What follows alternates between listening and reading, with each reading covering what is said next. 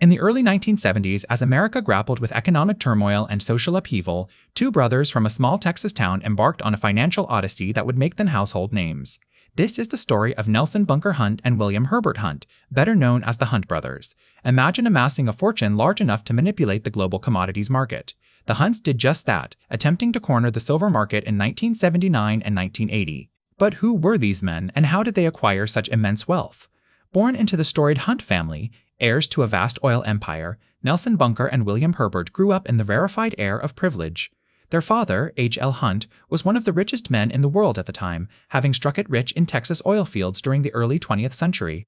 The brothers' childhoods were marked by opulence and indulgence, yet they were also shaped by their father's rigid expectations and conservative values. Upon reaching adulthood, Nelson Bunker and William Herbert Hunt took the reins of their family's fortune, expanding their business interests into real estate, agriculture, and mining. However, it was their foray into commodities trading that would truly set them apart. With a keen understanding of market dynamics and an insatiable appetite for risk, the Hunts began acquiring vast quantities of silver, betting on its continued rise in value. But what drove these men to amass such colossal wealth? Was it a simple desire for financial dominance, or did they see themselves as stewards of a grander vision? As we delve deeper into the Hunt brothers' story, we uncover a web of ambition, intrigue, and deception that would ultimately ensnare not only the brothers but also the global economy. This is the Money Trail, where we follow the paper trail of hidden financial history. Today, we explore the dramatic rise and fall of two billionaires who dared to buy all the silver. As the 1970s unfolded, the world witnessed an unprecedented event, a silver frenzy. The gray metal's price skyrocketed from a mere $1.39 per troy ounce in 1970 to an astonishing $48.7 in 1980, a staggering increase of over 3,000%. What caused this abrupt descent? A significant factor was the Hunt brothers' relentless pursuit to control the global silver market. Nelson Bunker Hunt and William Herbert Hunt, sons of legendary oil tycoon H.L. Hunt, were no strangers to wealth. By the late 70s, they had already amassed a collective fortune worth billions in today's dollars. However, this wasn't enough for the ambitious brothers. They set their sights on silver, believing it would be the foundation of an even grander empire. In the early 70s, the Hunts started accumulating silver initially through futures contracts and later by purchasing physical silver in the form of coins, bars, and even sterling silverware. Their timing seemed impeccable. Abandoned the gold standard in 1971, causing investors to lose faith in paper currencies and seek out tangible assets like precious metals. By 1979, the Hunts held a staggering 55 million ounces of silver, approximately half of the entire world's deliverable supply. This hoard was worth nearly $2.5 billion at the time, making them the largest private owners of silver in history. Their actions significantly impacted the silver market. As demand increased, so did prices, fueling a vicious cycle that only heightened speculation and greed. Traders, investors, and even governments jumped on the bandwagon, further inflating the silver bubble. But beneath this glittering facade lurked danger. In early 1980, the Commodity Futures Trading Commission stepped in, accusing the Hunts of attempting to manipulate the silver market. Around the same time, margin requirements, the amount of money needed to back a futures contract, began rising dramatically. Unable to meet these demands and facing mounting pressure from regulatory bodies, the Hunts' silver empire started crumbling. As we'll explore in the next segment, this dramatic rise and fall would ensnare not only the Hunt brothers, but also leave a lasting impact on the global economy. Join us as we continue following the Money Trail. The Hunt brothers, Nelson Bunker Hunt and William Herbert Hunt, were no strangers to high-stakes gambling. Sons of legendary oil tycoon H.L. Hunt, they'd grown up in a world of wealth and power, but it was their foray into the world of silver that would make them household names. In the early 1970s, with economic uncertainty on the rise, the brothers began buying up silver futures contracts, agreements to buy or sell a set amount of silver at a specified price and date. Their initial goal was to protect their existing assets from inflation. However, as the price of silver started to climb, the Hunts saw an opportunity for profit. By 1979, the brothers had amassed a staggering hoard of over 100 million ounces of silver worth billions in today's dollars. This accumulation represented nearly half of the entire world's supply of above-ground silver.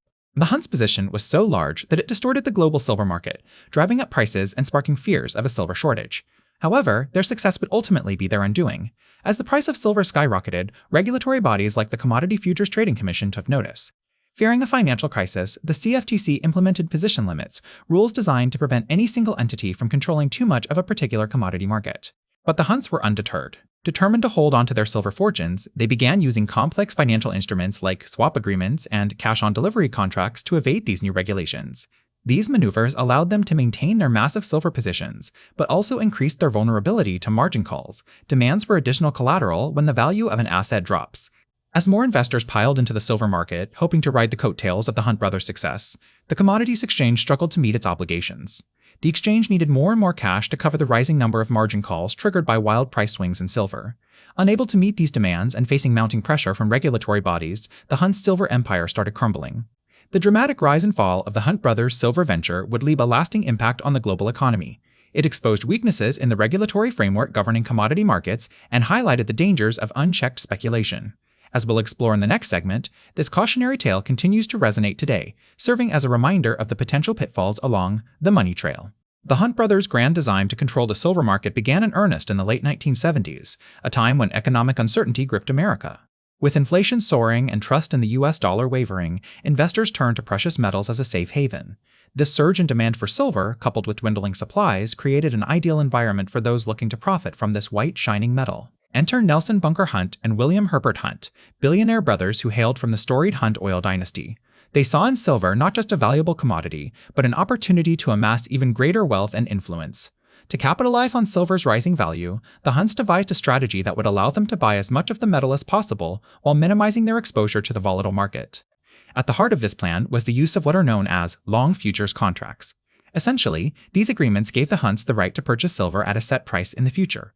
By acquiring thousands of these contracts, they could effectively lock in a favorable price while avoiding substantial upfront costs. But the brothers didn't stop there. To further bolster their position, they also began buying physical silver bars, coins, and even silverware in vast quantities. It's estimated that by 1980, the Hunts had accumulated over 100 million ounces of the metal, worth billions of dollars at today's prices. This dual-pronged approach, cornering both the futures and physical markets, fueled a relentless drive in silver prices. Between 1979 and 1980, the price of silver skyrocketed from 6 per ounce to nearly 50, an astounding 733% increase. However, this meteoric rise would not last. As silver reached unprecedented heights, regulators grew wary of the Hunts' outsized influence on the market. Soon enough, they stepped in, implementing measures designed to curb speculation and restore equilibrium. These actions, coupled with a broader economic downturn, sent silver prices plummeting, leaving the Hunts with massive losses and a tarnished reputation. In our next segment, we'll delve into the fallout from the Hunt brothers' silver escapade, exploring its impact on financial regulations and serving as a cautionary tale for generations to come. The Hunt brothers' ambitious quest to corner the silver market in the late 1970s and early 80s was an unprecedented endeavor that would leave a lasting impact on the financial world. At the height of their silver buying spree, Nelson Bunker Hunt and William Herbert Hunt had amassed a staggering stockpile of over 100 million ounces of the precious metal, worth well over $2 billion in today's dollars. This colossal accumulation of silver had an immediate effect on global commodities markets. As the Hunts continued to buy up large quantities of silver, prices for the metal began to soar. From around 6 per ounce at the start of 1979, silver prices skyrocketed to nearly 50 by early 1980, an increase of over 700%. This meteoric rise attracted a frenzy of speculation, with investors and traders from around the world scrambling to get in on the action. However, this feverish demand for silver proved to be unsustainable. As prices climbed ever higher, concerns began to emerge about the stability of the market. Regulators, fearing a potential financial bubble, stepped in to curb speculation and prevent further price inflation. In the United States, the Commodity Futures Trading Commission imposed new position limits on silver futures contracts in an attempt to cool down the overheated market. These regulatory actions, coupled with a broader economic downturn, sent silver prices plummeting. The Hunts, who had borrowed heavily to finance their silver buying binge, were left with massive losses and a tarnished reputation. By the time the dust had settled, Nelson Bunker Hunt's personal fortune had been reduced from an estimated $4 billion to just $50 million. The impact of the Hunt brothers' silver escapade extended far beyond their own financial ruin. The incident served as a wake-up call for regulators and lawmakers around the world, prompting a re-evaluation of existing financial regulations and leading to the introduction of new measures aimed at preventing similar occurrences in the future. In the aftermath of the Hunt brothers' silver fiasco, Congress passed the Commodity Futures Trading Commission Act of 1982, which expanded the CFTC's authority and strengthened its ability to regulate commodities trading. The law also established new reporting requirements for large traders, including position limits on certain contracts to prevent any one entity from amassing too much control over a particular market. The Hunt brothers' silver buying spree remains an infamous chapter in financial history, a cautionary tale of greed, hubris, and the dangers of unchecked speculation. Their legacy serves as a constant reminder of the need for vigilant regulation and oversight in today's complex and interconnected global markets. The Hunt brothers' silver acquisition attracted significant attention, prompting investigations by regulatory bodies. The Commodity Futures Trading Commission, a federal agency that regulates the U.S. derivatives markets, took notice of the Hunts' activities and launched an inquiry. The CFTC had been established in 1974 to ensure transparency, prevent market manipulation, and protect participants from abusive practices in commodity and futures markets. The investigation revealed that between September 1979 and January 1980, the Hunt brothers, along with a small group of associates, had amassed an enormous silver position, approximately 200 million ounces, equivalent to about 2/3 of the entire world's deliverable silver supply. The sheer size of their holdings raised concerns that they were attempting to manipulate the silver market and squeeze out other traders. In response, on January 7, 1980, the CFTC filed a lawsuit against the Hunts, Bunker Hunt, Lamar Hunt, Nelson Bunker Hunt, and their company, Hunt Commodities Inc., alleging that they had violated federal commodity laws by engaging in manipulative practices. The CFTC sought to halt any further silver purchases by the Hunts, force them to unwind their existing positions, and impose substantial fines for their actions. The lawsuit marked a critical juncture in the saga. It exposed the systemic risks posed by unchecked speculation and demonstrated the need for robust regulatory safeguards. As the case unfolded, it became clear that the Hunts had indeed pushed the silver market to its limits. In doing so, they left a legacy that serves as a reminder of the importance of vigilant oversight in financial markets. The CFTC's actions against the Hunts ultimately played a significant role in curbing their influence over silver prices. The lawsuit helped restore balance and trust in the market, a testament to the vital function performed by regulatory bodies like the CFTC in protecting market participants and ensuring fair, orderly, and efficient trading environments. After the Commodity Futures Trading Commission, or CFTC, stepped in to halt their activities. The fallout from this failed endeavor would have lasting implications for not only the Hunt brothers, but also the silver market and financial regulation as a whole. The Hunts had amassed a staggering hoard of silver, with estimates suggesting they held as much as 100 million ounces by late 1979. However, their efforts to corner the silver market began to unravel in early 1980 when investors, spooked by rumors of supply shortages and price manipulation, started selling off their silver holdings en masse. As panic set in, silver prices plummeted from a high of 15 ounce in January 1980 to just 10.40 an ounce by March, a decline of more than 75%. The Hunts' financial empire crumbled under the weight of their massive silver positions, leaving them unable to meet margin calls from banks and brokerages. In total, they faced losses exceeding $1 billion due to the collapse in silver prices, leading to a cascade of bankruptcies among their lenders and business partners. The CFTC's lawsuit against the Hunts took center stage amidst this chaos. Filed in December 1979, the suit alleged that the brothers had violated position limits and engaged in manipulative trading practices in the silver futures market.